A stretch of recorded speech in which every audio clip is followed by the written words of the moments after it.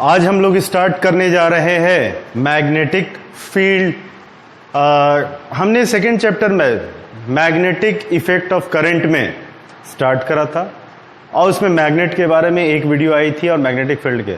आज जो हम टॉपिक देखने जा रहे हैं वो है magnetic field, magnetic line of forces, property of magnetic lines, और उसके बाद मैग्नेटिक फ्लक्स के बारे में थोड़ा देखेंगे और स्ट्रेंथ ऑफ द फील्ड के बारे में सोचेंगे।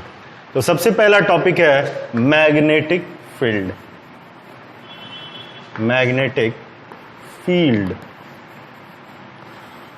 मैग्नेटिक फील्ड, फील्ड का मतलब स्पेस। सपोज यहां एक मैग्नेट है, इस मैग्नेट के चारों तरफ ये स्पेस है, इस मैग्नेट के चारों तरफ ये स्पेस है, ये 3 डायमेंशनल चारों तरफ का स्पेस। यहां पे अगर कोई दूसरा मैग्नेट या आयरन का टुकड़ा लाया जाए तो उसमें अट्रैक्शन या रिपल्सन होता है, लेकिन इसके फील्ड के बाहर, इस एरिया के बाहर नहीं होता है। तो the space around any magnet where attraction and repulsion by the magnet is experience is known as magnetic field. यानी मैग्नेट के चारों तरफ का वह क्षेत्र जहां पर मैग्नेट के द्वारा अट्रैक्शन या रिपल्सन लगाया जाता है, उसे महसूस किया जाए, मैग्नेटिक फील्ड कहलाता है। तो लिखेंगे the space around any magnet, the space around any magnet where attraction or repulsion by the magnet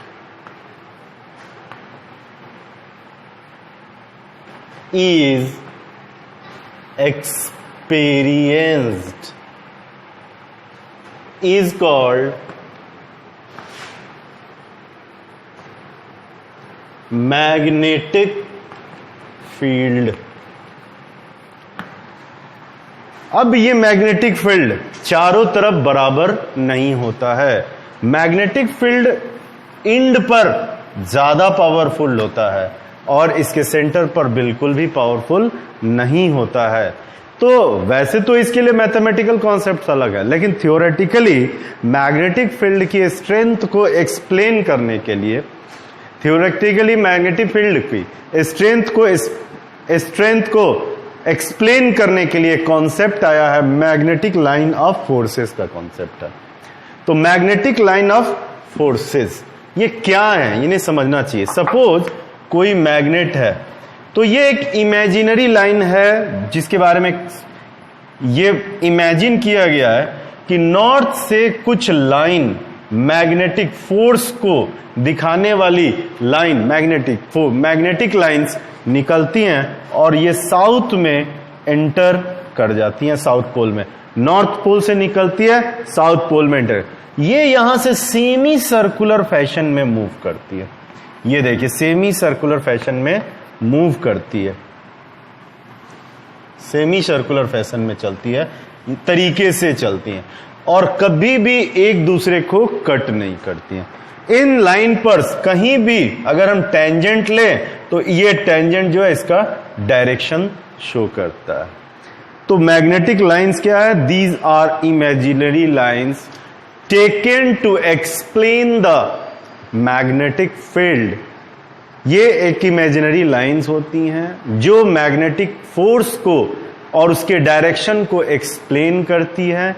इन्हें मैग्नेटिक फील्ड को एक्सप्लेन करने के लिए लिया जाता है। तो हम देखें मैग्नेटिक लाइंस ऑफ फोर्सेस। पहली बात ये क्या है? These are imaginary lines. ये क्या है? These are imaginary lines. ये इमेजिनरी लाइन होते हैं। अगला, they represent magnitude and direction of magnitude and direction of, they represent magnitude and direction of magnetic forces. ये मैग्नेटिक फोर्स के मैग्नीट्यूड और डायरेक्शन को रिप्रेजेंट करती है. नंबर 1.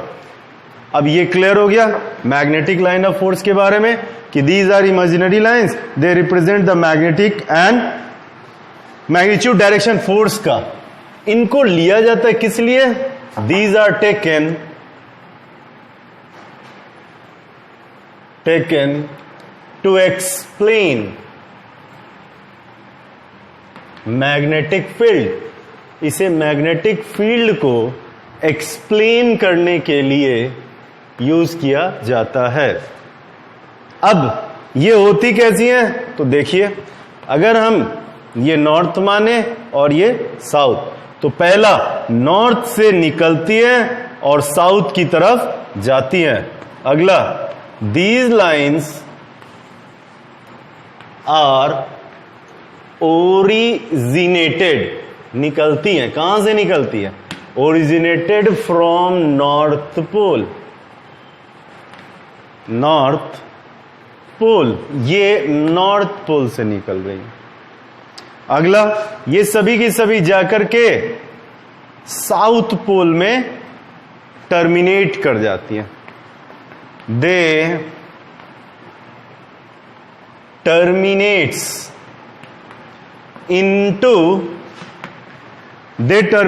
Into south pole.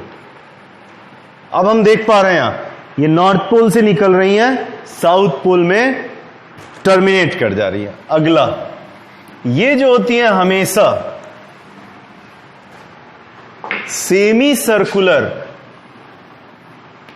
और पैरेलली मूव करती है. ये सेमी सर्कुलर और पैरेलली मूव करती है. तो ये क्या होगा? दे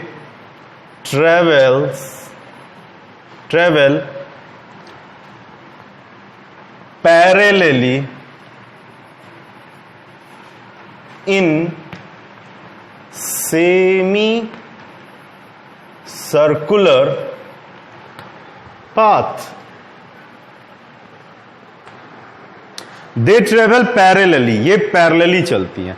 in semi circular path, semi circular path में पैरेलली चलता है. These are taken to explain magnitude, magnetic field. These lines are originated from North Pole. ये North Pole से निकलती हैं. Terminate into South Pole. They travel parallelly. ये parallelly चलती हैं. In semi circular path. कैसे पाथ में चलती है? तो भाई सेमी सर्किल वाले पाथ में चलती है. कभी भी ये एक दूसरे को इंटरसेक्ट नहीं करती है. They never intersect each other. ये कभी भी एक दूसरे को इंटरसेक्ट नहीं करती हैं. अगर ये एक दूसरे को इंटरसेक्ट कर दे तो क्या दिक्कत आएगी? डायरेक्शन की प्रॉब्लम आ जाएगी. पता ही नहीं चलेगा कि किसका डायरेक्शन क्या. ठीक है, तो ये एक पैराडॉक्स क्रिएट हो जाएगी जहां डायरेक्शन की प्रॉब्लम आ जाएगी. अब इसके बाद हमें यह देखना है कि ये तो इसके बारे में कभी एक दूसरे को कट नहीं करेंगी. अब number of lines, magnetic lines per unit area is known as magnetic flux. तो यहां पर मैग्नेटिक फ्लक्स क्या हो जाएगा? मैग्नेटिक फ्लक्स हो जाएगा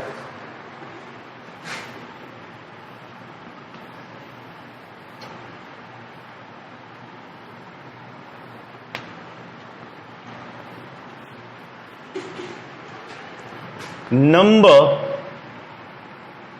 of magnetic lines traveling per unit area is said as magnetic flux. Magnetic flux कहते हैं जी. Number of magnetic lines travelling per unit area is known as magnetic flux. इसे magnetic flux बोला जाता है. Magnetic flux क्या होता है? Number of lines travelling per unit area. तो यानी कि एक यूनिट एरिया, सपोज करिए कि एक यूनिट एरिया, इसको उठाया, यहां रखा, देखा कितनी लाइन जा रही है, यहां रखा कितनी जा रही है, यहां रखा कितनी जा रही है, यहां रखा. जहां ज्यादा लाइन, अब यहां रखेंगे तो यहां इतनी सारी लाइन जा रही है, यहां 3 ही लाइन जा रही है, यहां 2 लाइन जा रही है, यहां कोई लाइन नहीं जा रही है. तो जहां ज्यादा लाइन जा रही है वहां मैग्नेटिक फील्ड स्ट्रॉन्गर होगा. तो इससे हमें पता चलता है स्ट्रेंथ ऑफ मैग्नेटिक फील्ड. तो अगला है strength. Strength of field. Strength of field हमें कैसे पता चलता है? स्ट्रेंथ ऑफ फील्ड इस प्रकार से पता चलता है, मोर द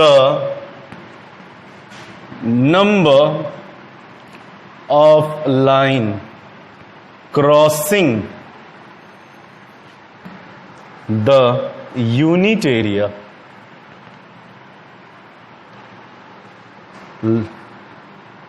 stronger